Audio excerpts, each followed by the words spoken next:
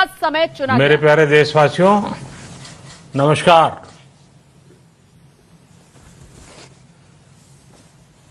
Corona वैश्विक महामारी के खिलाफ लड़ते लड़ते अब हम अनलॉक 2 में प्रवेश कर रहे हैं और हम उस मौसम में भी प्रवेश कर रहे हैं जहां सर्दी, जुकाम, खांसी, बुखार ये सारे न जाने क्या क्या होता है, ये मामले बढ़ जाते हैं। ऐसे में मेरी आप सभी देशवासियों से प्रार्थना है कि ऐसे समय अपना ध्यान रखिए। साथियों, ये बात सही है कि अगर कोरोना से होने वाली मृत्यु दर को देखें तो दुनिया के अनेक देशों की तुलना में भारत संभली हुई स्थिति में है। समय पर किए गए लॉकडाउन और अन्य फैसलों ने भारत में लाखों लोगों का जीवन बचाया है, लेकिन हम ये भी देख रहे हैं कि जब से देश में अनलॉक 1 हुआ है, व्यक्तिगत और सामाजिक व्यवहार में लापरवाही जरा बढ़ती ही चली जा रही है। पहले हम मास्क को लेकर, 2 गज की दूरी को लेकर 20 सेकंड तक दिन में कई बार हाथ धोने को लेकर बहुत सतर्क थे, लेकिन आज जब हमें ज्यादा सतर्कता की जरूरत है तो लापरवाही बढ़ना बहुत ही चिंता का कारण है। साथियों, लॉकडाउन के दौरान बहुत गंभीरता से नियमों का पालन किया गया था। अब सरकारों को, स्थानीय निकाय की संस्थाओं को, देश के नागरिकों को फिर से उसी तरह की सतर्कता दिखाने की जरूरत है। विशेषकर कंटेनमेंट जोन्स, उस पर तो हमें बहुत ध्यान देना होगा। जो भी लोग नियमों का पालन नहीं कर रहे हैं, हमें उन्हें टोकना होगा, रोकना होगा और समझाना भी होगा। अभी आपने खबरों में देखा होगा, एक देश के प्रधानमंत्री पर 13,000 रुपये का जुर्माना इसलिए लग गया क्योंकि वो सार्वजनिक स्थल पर मास्क पहने बिना गए थे। भारत में भी स्थानीय प्रशासन को इसी चुस्ती से काम करना चाहिए। ये 130 करोड़ देशवासियों के जीवन की रक्षा करने का अभियान है। भारत में गांव का प्रधान हो या देश का प्रधानमंत्री, कोई भी नियमों से ऊपर नहीं है। साथियों, लॉकडाउन के दौरान देश की सर्वोच्च प्राथमिकता रही ऐसी स्थिति न आए कि किसी गरीब के घर में चूल्हा न जले। केंद्र सरकार हो, राज्य सरकारें हो, सिविल सोसाइटी के लोग हों, सभी ने पूरा प्रयास किया कि इतने बड़े देश में हमारा कोई गरीब भाई बहन भूखा न सोए। देश हो या व्यक्ति, समय पर फैसले लेने से, संवेदनशीलता से फैसले लेने से किसी भी संकट का मुकाबला करने की शक्ति अनेक गुना बढ़ जाती है। इसलिए लॉकडाउन होते ही सरकार प्रधानमंत्री गरीब कल्याण योजना लेकर आई। इस योजना के तहत गरीबों के लिए 2.25 लाख करोड़ रुपए का पैकेज दिया गया। साथियों, बीते 3 महीनों में 20 करोड़ गरीब परिवारों के जनधन खातों में सीधे 31,000 करोड़ रुपया जमा करवाए गए हैं। इस दौरान 9 करोड़ से अधिक किसानों के बैंक खातों में 18,000 करोड़ रुपए जमा हुए हैं। इसके साथ ही गांवों में श्रमिकों को रोजगार देने के लिए प्रधानमंत्री गरीब कल्याण रोजगार अभियान तेज गति से आरंभ कर दिया गया है। इस पर सरकार 50,000 करोड़ रुपए खर्च कर रही है। लेकिन साथियों, एक और बड़ी बात है जिसने दुनिया को भी हैरान किया है, आश्चर्य में डुबो दिया है।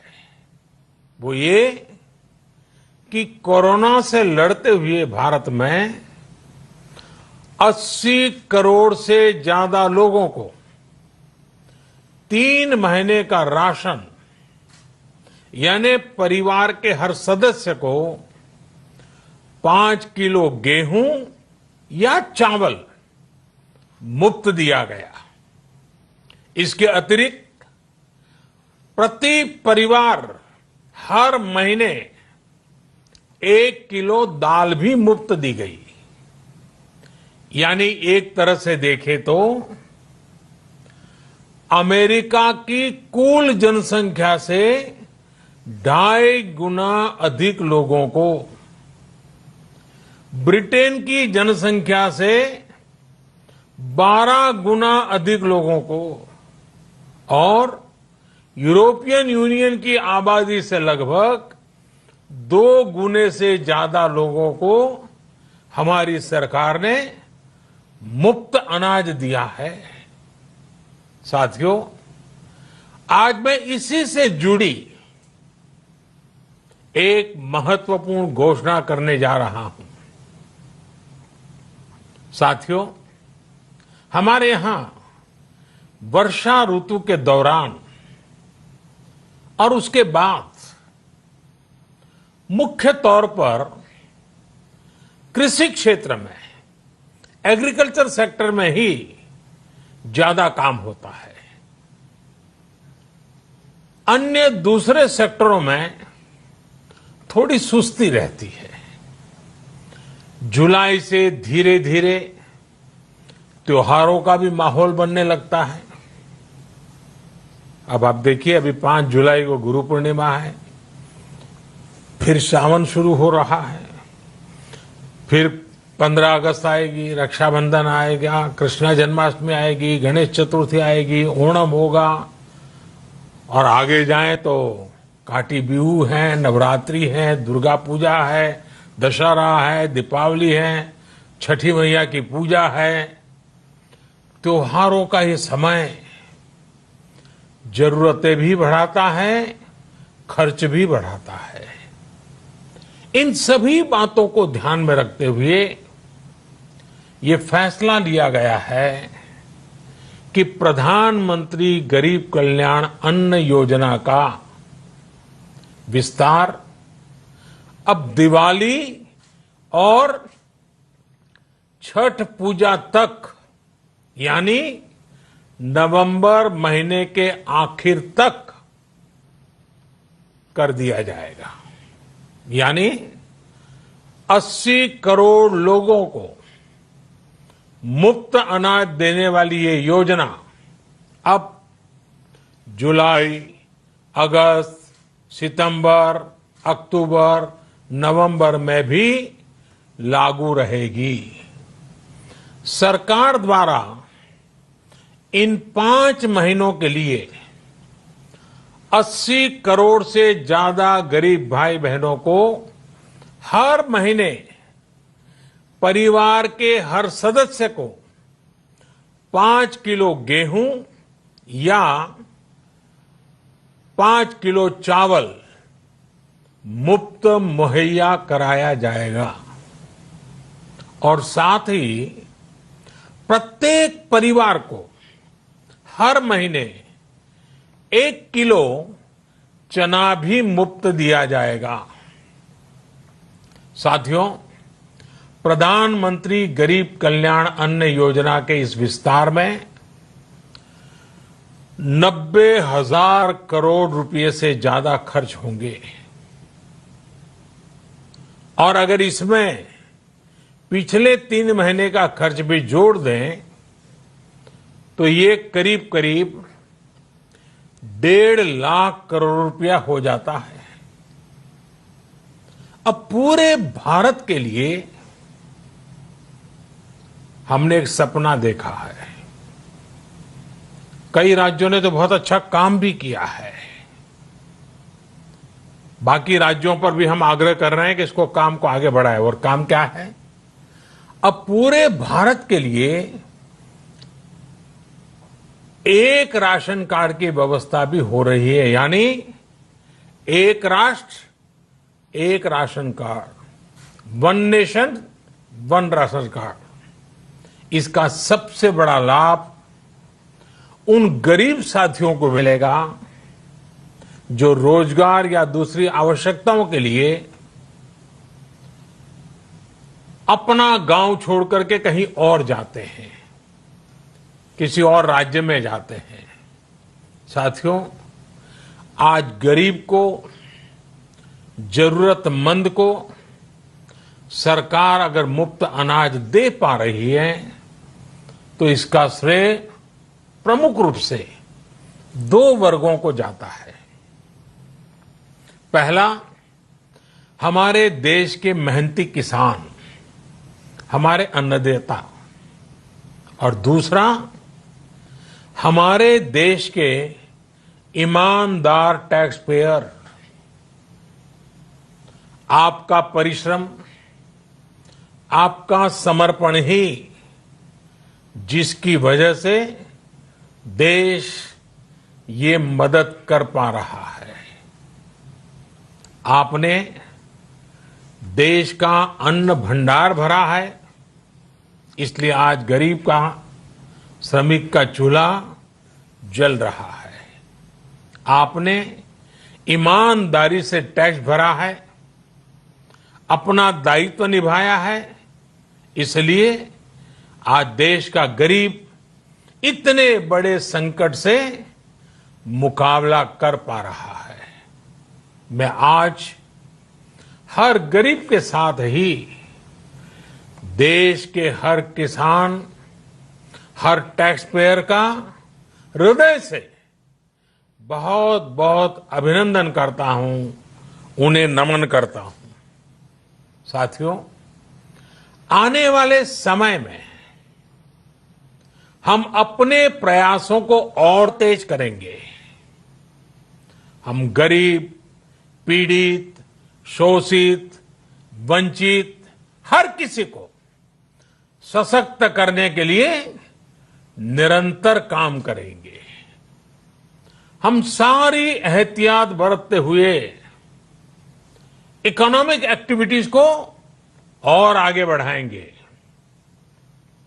हम आत्मनिर्भर भारत के लिए दिन रात एक करेंगे। हम सब लोकल के लिए वोकल होंगे।